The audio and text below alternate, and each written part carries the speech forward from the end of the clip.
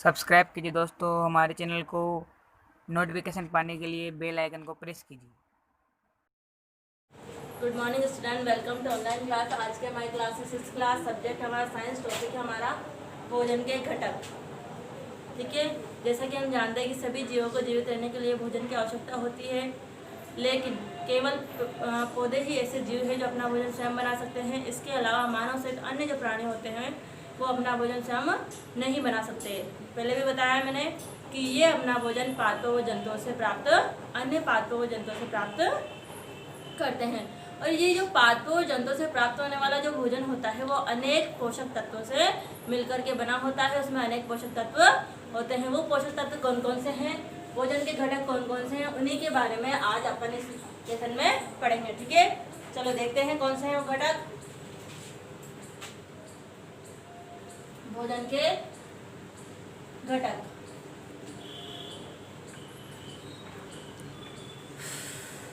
पहला है हमारे पास कार्बोहाइड्रेट।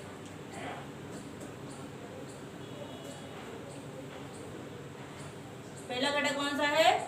कार्बोहाइड्रेट। दूसरा कौन सा है? वसा। तीसरा है प्रोटीन। चौथा है विटामिन। चौथा कौन सा है? विटामिन। पहला कार्बोहाइड्रेट, दूसरा वसा, तीसरा प्रोटीन, चौथा विटामिन। उसके बाद पांचवा खनिज लवण।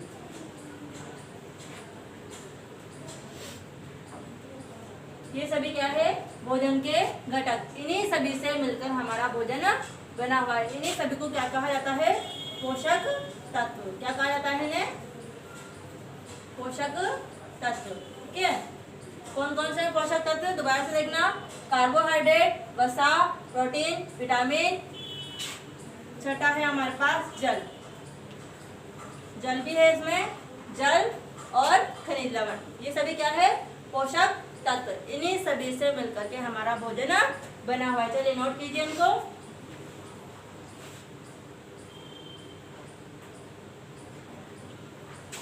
चलिए अब इन्हीं घटकों के बारे में अपन पढ़ेंगे। सबसे पहले हमारे पास है कार्बोहाइड्रेट। पहला कौन सा है हमारे पास?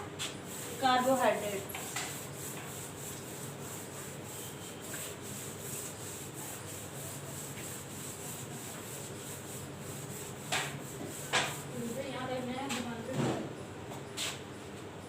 पहला है घटक कार्बोहाइड्रेट।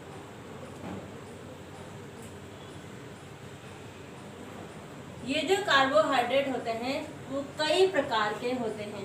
क्या होते हैं? कई प्रकार के होते हैं और यह हमारे भोजन में मंड या शर्करा के रूप में उपस्थित होते हैं। ठीक है, और ये जो कार्बोहाइड्रेट और वसा होते हैं ये क्या करते हैं? हमारे शरीर को ऊर्जा प्रदान करते हैं। क्या करते हैं? कार्बोहाइड्रेट और इसके साथ में प्लस वसा, ये क्या कार्य करते हैं? हमारे शरीर को ऊर्जा देने का कार्य करते हैं। क्या करते हैं? ऊर्जा देने का कार्य। तो इसी कारण से ये हमारे शरीर को क्या देंगे? ऊर्जा। तो इसी कारण से इन्हें ऊर्जा देने वाले कारक भी कहा जाता है। ऊर्जा देने वाला भोजन भी कहा जाता है। कौन कौन देता है हमें ऊर्जा? कार्बोहाइड्रेट और वसा। ठीक है, नोट करो इसे।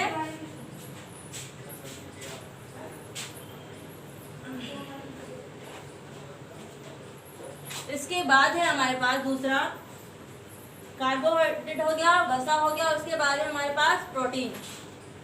प्रोटीन क्या कार्य करता है? ये हमारे शरीर के समुचित विकास व शरीर को स्वस्थ रखने के लिए आवश्यक होता है। प्रोटीन क्या कार्य करता है? हमारे शरीर का विकास करता है, वह शरीर को स्वस्थ रखने का कार्य करता है। इसके बाद है हमारे पास तीसरा विटामिन। तीसरा क्या है हमारे पास? विटामिन। विटामिन क्या कार्य करता है? हमारे शरीर को रोगों से लड़ने की क्षमता प्रदान करते हैं। कौन करते हैं? विटामिन। ये विटामिन जो होते हैं वो कई प्रकार के होते हैं।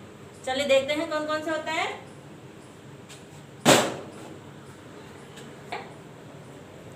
रोगों से लड़ने की क्षमता प्रदान करते हैं। क्या कार्य करते हैं ये? रोगों से लड़ने की क्षमता प्रदान करते हैं।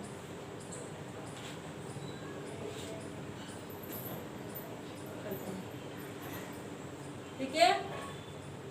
इसके बाद विटामिन के प्रकार, चलिए देखते हैं कितने प्रकार के होते हैं ये। विटामिन ए, दूसरा विटामिन बी, तीसरा है विटामिन सी। इसके बाद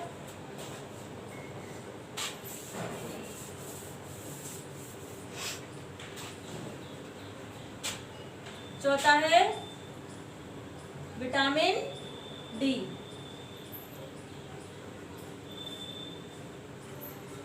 पांचवा है विटामिन ई, छठा है हमारे पास विटामिन के।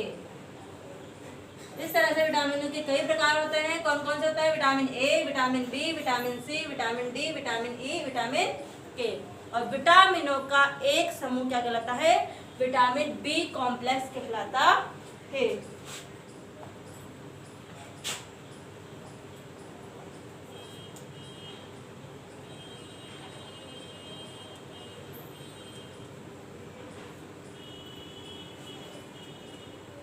नोट कर लेने से विटामिनों का एक समूह विटामिन बी कॉम्प्लेक्स कहलाता है। क्या कहलाता है? विटामिन बी कॉम्प्लेक्स कहलाता है। ठीक है, नोट करो इसे।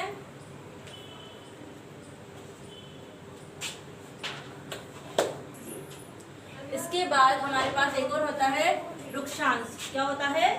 रुक्षांश। क्या होता है ये?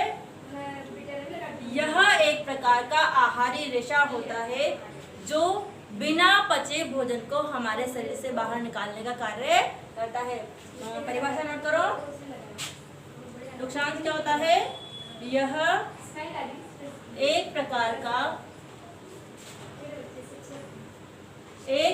का आहारी रेशा होता है। क्या होता है ये? आहारी रेशा होता है जो क्या कार्य करता है? क्या कार्य करता है ये? बिना पचे भोजन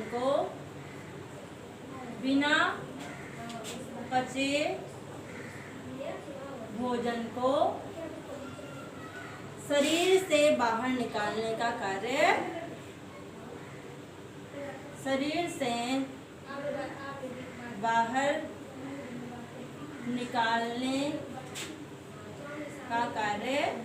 करता है। कौन करता है? रुक्षांश। परिभाषा नोट कर लेना है। क्या कार्य करते हैं रुक्षांश? यह एक प्रकार का आहारी रेशा होता है जो बिना पचे भोजन को हमारे शरीर से बाहर निकालने का कार्य करते हैं। ठीक है, इसके बाद देखते हैं संतुलित आहार। संतुलित आहार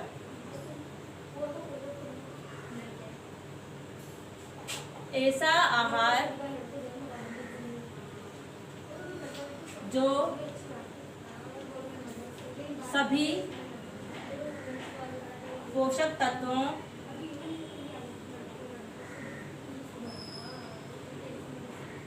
व जल, खनिज लवण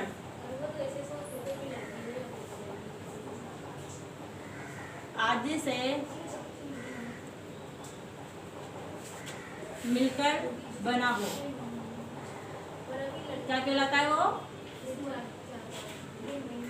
संतुलित आहार कहलाता है।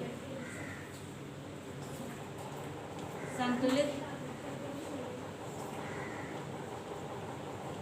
आहार कहलाता है।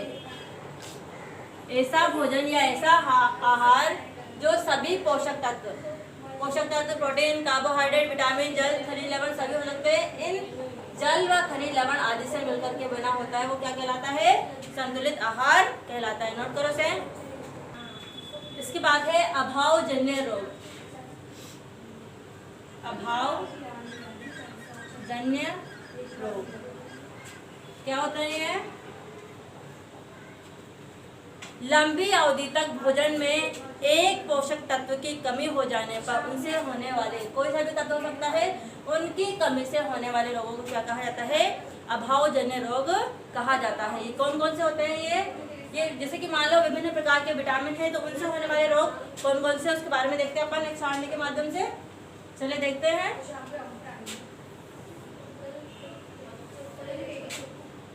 सबसे पहले लेते हैं अपन विटामिन ए। पहला कौन सा है? Vitamin A. विटामिन ए की कमी से कौन सा रोग होगा?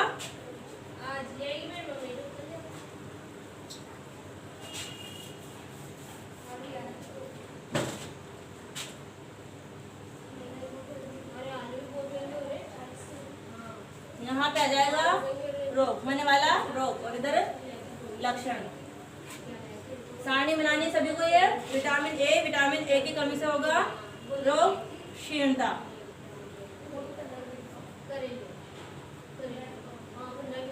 रतौंधी रोग।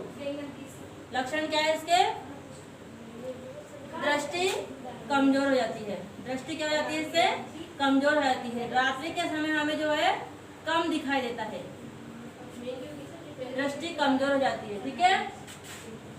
दूसरा है हमारे पास विटामिन बी।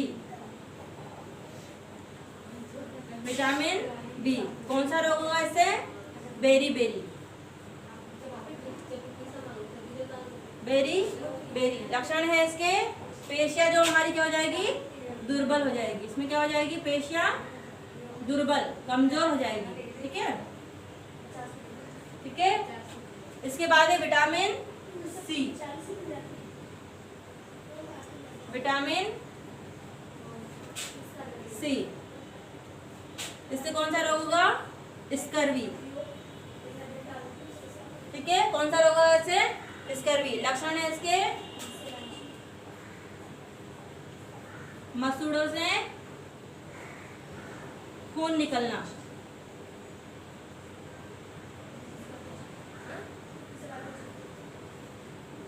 इसके बाद है विटामिन डी।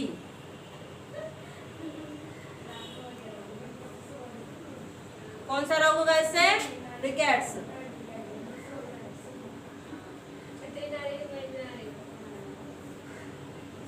इससे क्या होगा? अस्थियां